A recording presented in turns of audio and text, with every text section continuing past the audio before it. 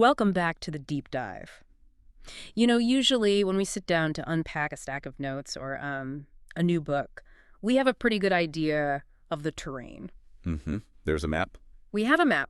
We know we're going from point A to point B, but today we are throwing the map out the window. We are going completely off-road. Yeah. We are diving into something that feels, well, honestly, it feels like a movie script that was left in the back of a taxi cab in 1965.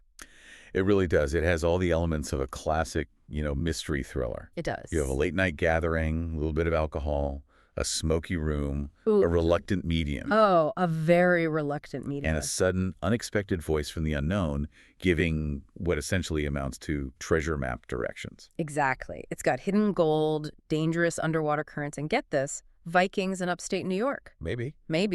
Or maybe French Jesuits. It is a historical puzzle wrapped in a psychic phenomenon wrapped in a Saturday night party. And we are looking at a very, very specific moment in time today. Yeah. We aren't looking at a general philosophy. We are doing a deep dive into session 192 of the early sessions, book 4 of the Seth Material. And the date is key here. It is. This specific session was recorded on September 25, 1965. Right off the bat, we should probably set the ground rules because this is unique material. It is. For anyone following along or wanting to dig into the primary source themselves, and you absolutely should, this material is published by the New Awareness Network. Correct.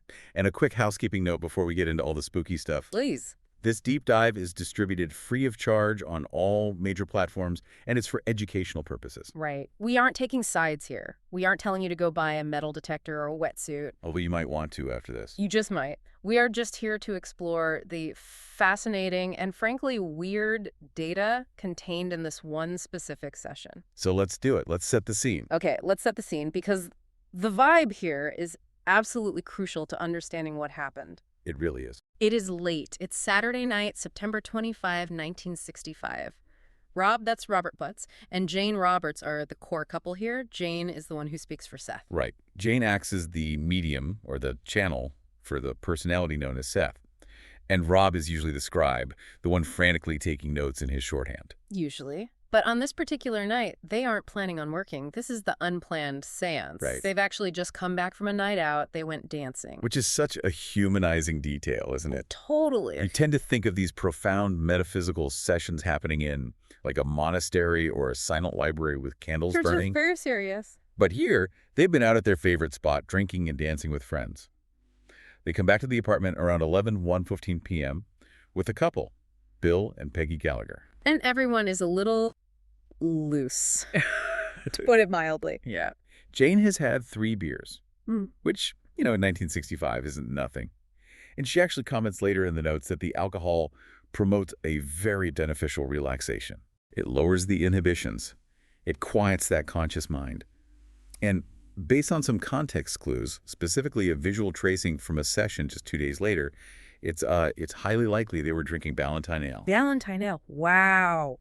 That is a blast from the past. The famous 3-ring logo. Purity, body, and flavor. It was the beer of the working man and the artist in the mid-60s Northeast. Okay, so picture the scene. Yeah. It's nearing midnight. They are sitting in Rob and Jane's apartment. The lights are probably low. Cigarette smoke is definitely in the air because everyone smoked back then. Oh, for sure. And they're just chatting. Rod is tired. He specifically says in the notes, I begged off. Right. He didn't want a session. He's caught up on his typing. He just wants to relax. But Seth apparently has other plans. Seth always has other plans. It seems so. Jane starts feeling that familiar buzzing sensation, and even though Rob says no, Seth announces his presence at approximately 11:45 p.m. He just shows up. He just shows up, and we have this unplanned seance. And what kicks this whole thing off isn't some deep philosophical question about the nature of the soul or the structure of the universe. No, nothing lofty. It's real estate. It is. It's the most mundane trigger possible. Yeah. Bill and Peggy Gallagher are in the process of selling a cottage they share on Seneca Lake. Which is one of the Finger Lakes in upstate New York. Beautiful place. Yeah. Deep cold water. Very deep. And Bill is, he's sad about selling it because he's a skin diver. He loves exploring the lake. So since Seth is there, Bill decides to ask a hobbyist question. Okay. He basically asks, hey, before we sell the place, is there any cool stuff on the bottom of the lake I can find?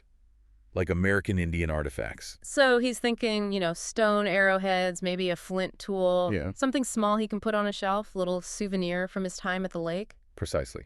He's looking for something Neolithic. Okay. Simple. And Seth says, yes, but... The classic Seth pivot. He says, yes, that is possible. Yeah. But then he drops an absolute bombshell. He says, and I'm quoting here, then he added that in a certain location could be found bronze artifacts in the lake. Bronze. Bronze. On a New York lake. And he doesn't stop there. He mentions iron. Okay. And then he drops the timeline. He says these artifacts date from either the 7th century or the 17th century. Whoa, whoa, whoa. Okay, let's unpack this because that's a huge range. It's a massive discrepancy. It's 1,000 years. And this is where the history buffs usually start scratching their heads. 17th century, sure, I can get on board with that. That's the 1600s. But 7th century? The 600s. That's a problem. It's a big problem for mainstream history. And Bill, to his credit, immediately starts analyzing this during the first break in the session. So he's thinking on his feet. Oh, yeah. He knows his local history. He notes that if it's 7th century, you have to be talking about Vikings. Vikings.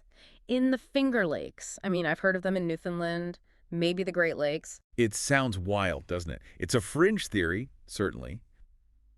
We know Vikings reached Lanso Meadows in Newfoundland. There are rumors and, controversial findings regarding Vikings in the Great Lakes region to the west. Right. But getting them all the way out into the Finger Lakes in New York, right, that is a bold claim. A very bold claim. But the 17th century, that makes a lot more sense. Much more. That's the era of the Jesuit missionaries. Okay, right. The French were extremely active in that area in the 1600s, interacting with the Iroquois Confederacy. They would have had metal. They would have had bronze religious items. So we have this massive pivot from, stone arrowheads to European metalwork. A huge pivot.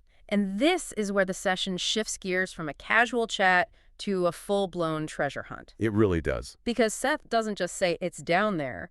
He starts giving directions. And not vague directions. This isn't look near the big tree. Yeah. This is coordinate-level specificity. But it's filtered through Jane, who doesn't know the terminology. Right. And that's a key point. Let's talk about the view from the bottom. Because Jane starts describing the underwater landscape, and she's stumbling over words. She keeps using the word coves. She says, a cove in water.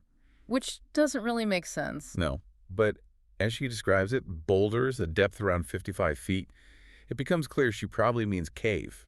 But she's not a diver. She wouldn't know the difference. She doesn't know marine terminology. Exactly. Rob notes this confusion in the transcript. He says they felt Seth was saying cave, but Jane kept translating it as cove. Okay. But the details she gives are what's so striking. She describes strange-shaped blossoms underwater. Blossoms?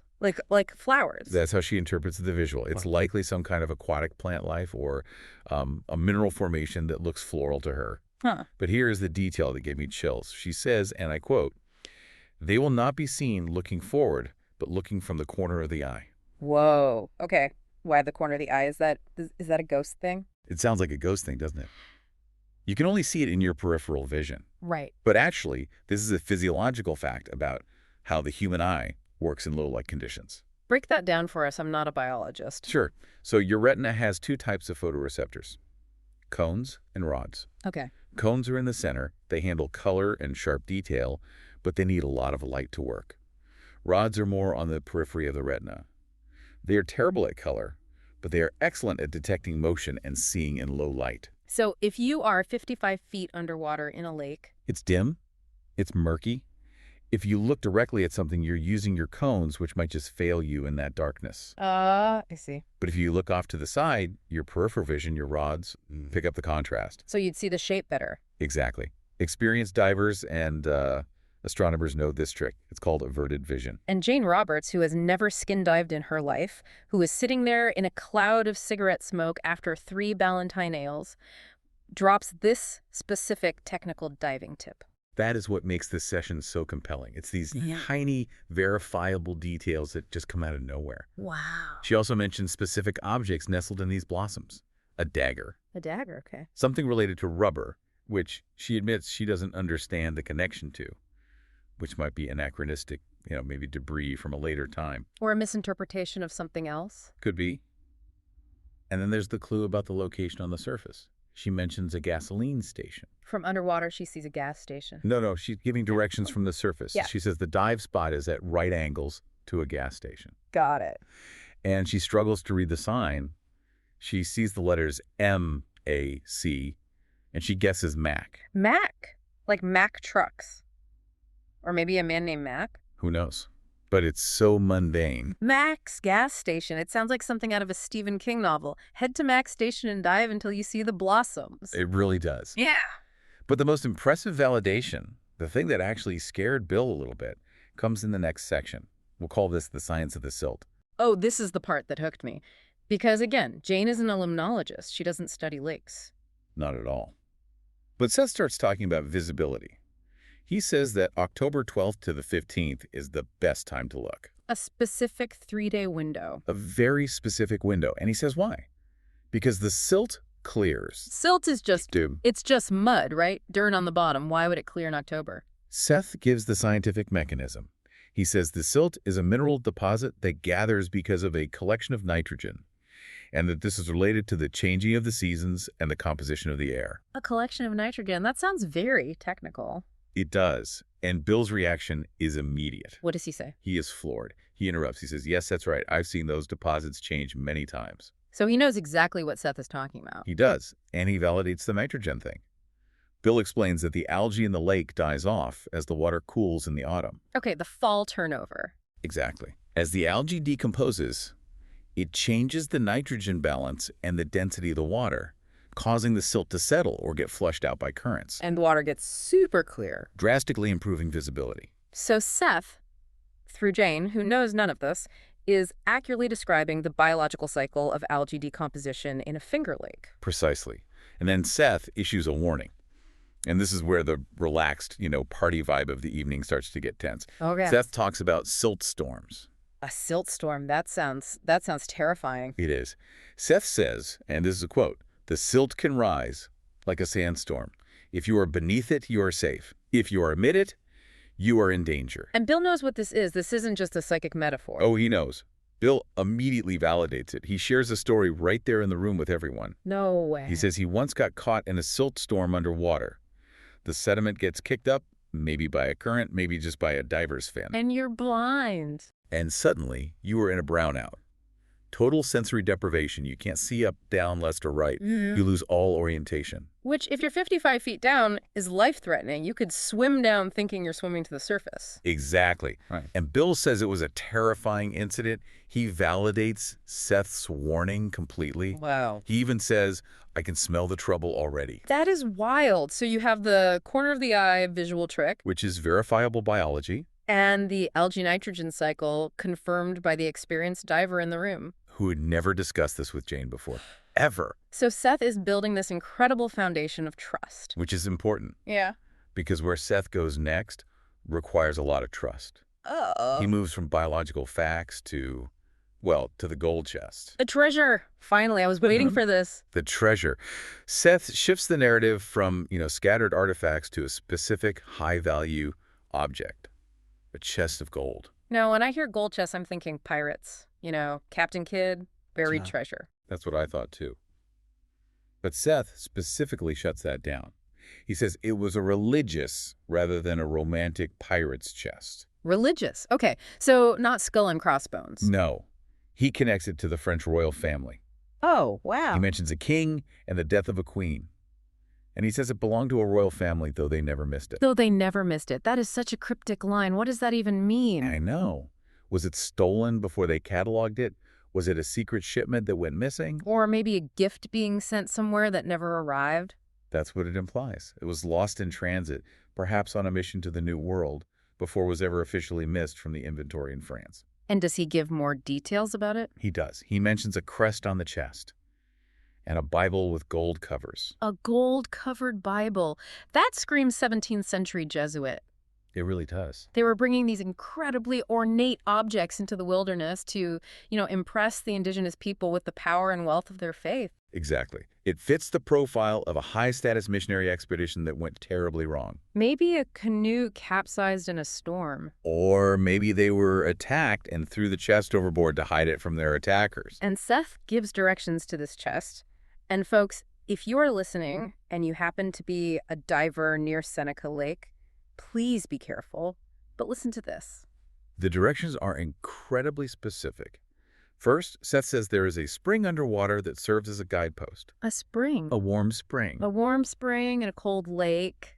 Another verifiable geological feature. See? Another data point. Oh, wow. And then he gives the path. And it's like underwater GPS. Okay, let's hear it. 2 turns to the left, going along with the current, a right turn of 23 degrees. 23 degrees, not turn a little to the right, not head toward the big rock, 23 degrees. That is GPS precision in 1965. Unbelievable. But then comes the warning. Seth says, but a left turn could cause serious trouble. The wrong turn, why? What's to the left? He mentions treacherous currents. He says the current is strong and cold and becomes colder by the cove. Colder, okay. And he warns that the silt flows in significant ways there. Basically, if you turn left, you get swept away or buried in one of those silt storms they were just talking about. And Bill, who we've established is a brave guy, a skin diver, he gets spooked by this. He does. He says, I better get myself a good set of fins. He's taking it literally. He realizes that Seth isn't speaking metaphorically. Seth is describing a physical hazard map of the lake bottom. It's amazing how the tone shifts in the transcript. It really does. It starts with, hey, let's find some arrowheads, and ends with, if you turn 23 degrees the wrong way, you die in a silt storm while looking for a French king's gold. And remember, all of this is coming from Jane Roberts, who was sitting there with her eyes closed, occasionally taking a drag of a cigarette, completely dissociated from her own personality. So the session finally ends late, right? What time did they wrap up? Yes, 2:35 a.m. They went deep, deep into the night. And what was the aftermath? I mean, did Bill suit up and go diving the next day? The notes say Bill planned to go diving that Sunday. He was incredibly excited. I bet. But you also see this mix of excitement and real fear. They were genuinely worried about the treacherous currents that Seth described. Okay, I have to ask the big question. Go for it. Did they ever find it? That is the million-dollar question, isn't it? It is. In the immediate records following this session, there is no headline news of local diver finds French gold in Seneca Lake. Ah, man. That's a little disappointing. It is. However, that doesn't mean the geography isn't correct or that the chest isn't there. Right. It could be buried under silt now, or he just never found the right spot. Or it was just too dangerous to get to. The telepathy angle is what Rob and Jane really focused on afterwards. They were less concerned with the gold. Which is funny. And more amazed by the fact that Seth had accessed Bill's specialized knowledge. Right. Jane didn't know about the silt. Jane didn't know about the nitrogen cycle in the lake. But Bill did. So Rob posits this question. Did Seth read Bill's mind to get the geological facts and then just weave a plausible story about gold around it to be entertaining? To build rapport. Right. Or did Seth access some kind of universal knowledge bank that included both the silt facts and the location of the lost gold? It's the classic skeptic versus believer debate right there. It is. Was it telepathy between the living or clairvoyance of something else, something beyond? Exactly. If it was just telepathy, Seth plucked the nitrogen fact from Bill's brain to establish credibility. It's an amazing party trick. But Bill didn't know about the gold.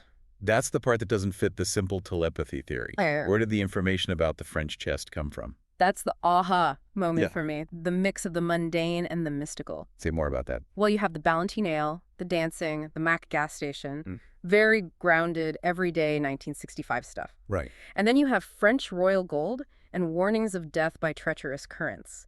It grounds the supernatural in the real world in a way that very few other sources do. It makes it tangible. It's not fairy tales. It's go past the gas station, turn 23 degrees, and watch out for the silt. Yeah. It makes you wonder what else is down there in the dark. It does. And it really highlights the relationship between Rob, Jane, and their friends. This wasn't a cult. This was a group of curious people hanging out on a Saturday night, just pushing the boundaries of reality. And doing it with a sense of humor and camaraderie. They were having fun with it, even when it got scary. So what does this all mean for us, for you, listening right now? I think it reminds us that history isn't just in books. It's not this dry, dead thing. It's under our feet. Or in this case, 55 feet underwater. Exactly. There are stories, tragic stories of lost queens and desperate missionaries locked in the landscape all around us. And sometimes you just need to look from the corner of your eye to see them. I love that. Look from the corner of your eye. That's the line that's going to stick with me. It's a great metaphor for all of the Seth material, really. You can't stare at it too directly or your logical mind just rejects it. That's too much. It's too much. You have to relax, maybe have a Ballantine ale. Maybe just one or two. And let the information come in through the periphery. That's where the magic happens. Absolutely. Well, if you want to see if you can find your own treasures, metaphorical or otherwise, you really need to read the source material. We barely scratched the surface of what Seth covers in these books. We really did. There is so much more. You can find these books, including the early sessions, at sethcenter.com/the early sessions. And a big shout out to the New Awareness Network for publishing this incredible archive. It is a treasure trove of its own. It is. Just remember one thing. What's that? Don't go diving for gold chests without checking the silt forecast first. Solid advice. And maybe check for Mac's gas station while you're at it. Thanks for joining us on this deep dive into the unknown. We'll see you next time. Stay curious. And watch out for the currents. Bye.